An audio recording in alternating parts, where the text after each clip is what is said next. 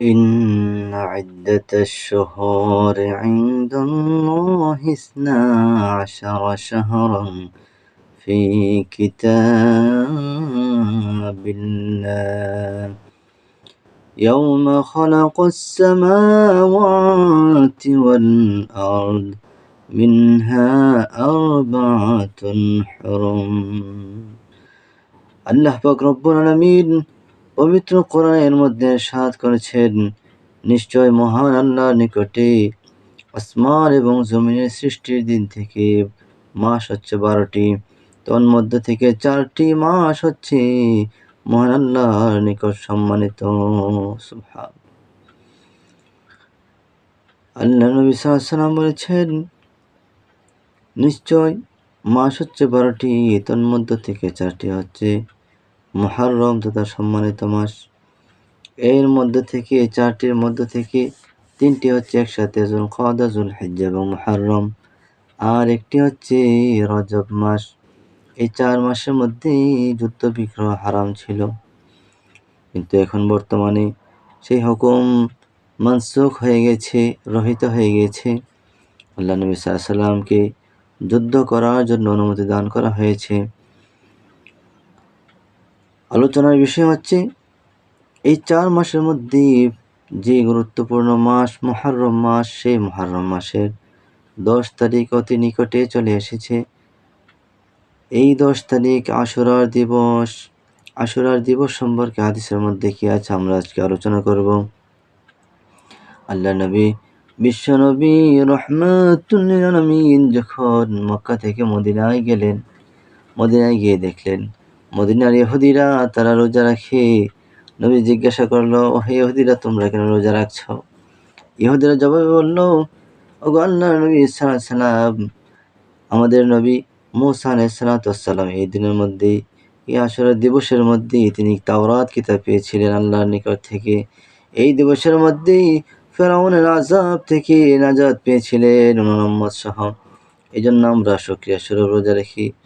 আর আল্লাহ নবী সাল্লাল্লাহু আলাইহি সাল্লাম বলেন, তোমরা ইহুদিরা মূসার যত নিকটবর্তী, আমি মুহাম্মদুর রাসূলুল্লাহ তার চেয়েও বেশি নিকটবর্তী। সুবহানাল্লাহ। আল্লাহ নবী সাল্লাল্লাহু আলাইহি সাল্লাম আসলাম গোত্রের এক ব্যক্তিকে ঘোষণা করার জন্য প্রেরণ করলেন।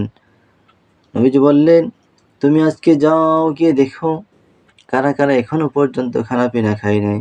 তাদেরকে গিয়ে বলো খানাপিনা যে তার না খায় সারাদিন, তারা যেন রোজার নিয়ত করে ফেলে। আর যারা ইতিমধ্যে খেয়ে ফেলেছে তারা যেন আর সারাদিন কোনো কিছু না খায়, সারাদিন যেন তারা উপবাস থাকে। আল্লাহ নবী সাল্লাল্লাহু আলাইহি সাল্লাম যখন মদিনায় গেলেন, নবীজি রমজানের রোজা ফরজ হওয়ার আগ পর্যন্ত এটাকে বাধ্যতামূলক করেছিলেন। রমজানের রোজা যখন দ্বিতীয় হিজরিতে ফরজ হয়ে গিয়েছে তখন বাধ্যতামূলক আর রইল না। আল্লাহ নবী সাল্লাল্লাহু আলাইহি ওয়াসাল্লাম সাহাবীরা গুরুত্ব দিয়ে রোজা রাখতেন। নবীজির সাহাবীরাও গুরুত্ব সহকারে মুহররম রোজা রাখতেন। আমরাও ইনশাআল্লাহ সকলে মিলে রাখবো। আল্লাহ নবী সাল্লাল্লাহু আলাইহি ওয়াসাল্লাম এই রোজার ফজিলত বর্ণনা করতে গিয়ে বলেন, নবীজি বলেন, সিয়ামু আশুরা আহতাসিবু আলাল্লাহি আন ইউকাফফিরা আস-সানাতাল্লাতী ক্বাবলাহু। নবীজি বলেছেন যে আমি ধারণা রাখি মহান আল্লাহ আশুরা দিবসে রোজার ওসিলায় তার পিছনের 1 বছরের গুনাহ খাতা মাফ করে দিবেন। আল্লাহ নবী সাল্লাল্লাহু আলাইহি ওয়াসাল্লাম সাহাবাদেরকে বলেছেন, সুমু আশুরা ওয়া খালিফু ফীহিল ইয়াহুদ, তোমরা আশুরা দিবসে রোজা রাখো আর ইহুদিদের তোমরা মুখালাফাত করো। ইহুদিদের সাথে যেন তোমাদের কাজকর্ম না মিলে। ইহুদিরা মুহররমের 10 তারিখ রোজা রাখতো আর তোমরা 10 এবং 9 তারিখ অথবা 10 এবং 11 তারিখ 2 দিন রোজা রাখবে। মহান আল্লাহ রব্বুল আলামিন তোমাদেরকে পছন্দ করবেন। তোমরা একমাত্র মুহাম্মদুর রাসূলুল্লাহ সাল্লাল্লাহু আলাইহি সাল্লাম অনুসারী, হযরত ইব্রাহিম খলিলুল্লাহর মিল্লাতের অনুসারী।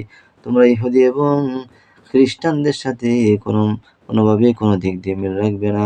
মহান আল্লাহ নবী সাল্লাল্লাহু আলাইহি সাল্লাম বলেছেন, মান তাশাব্বাহা বিকওমিন ফাহুয়া মিনহুম, যে ব্যক্তি যে কোনো দলের সাথে যে কোনো ধর্মের সাথে মিল রাখবে সে তাদের অন্তর্ভুক্ত। সকলে পড়ি নাউযুবিল্লাহি মিন যালিক। আল্লাহ নবী সাল্লাল্লাহু আলাইহি সাল্লাম আশুরার দিবসের গুরুত্ব বলেছে, রোজা রাখার জন্য আমাদেরকে আদেশ করেছেন। ইনশাআল্লাহ আল্লাহ তৌফিক চায় তো আমরা সকলে রোজা রাখবো। সকলে পড়ি আমিন। আল্লাহ পাক সবাইকে রোজা রাখার মতো তৌফিক দান করুন। ইনশাআল্লাহ আমরা আগামী রবিবার আশুরা দিবসে আমরা রোজা রাখবো, ইংরেজি 6 তারিখ, আরবি 10 মুহররম। আল্লাহ পাক সবাইকে তৌফিক দান করুন, সকলে পড়ি আমিন। ওয়া আখির দাওয়ানা আলহামদুলিল্লাহি রাব্বিল আলামিন। আসসালামু আলাইকুম ওয়া রাহমাতুল্লাহি ওয়া বারাকাতুহু।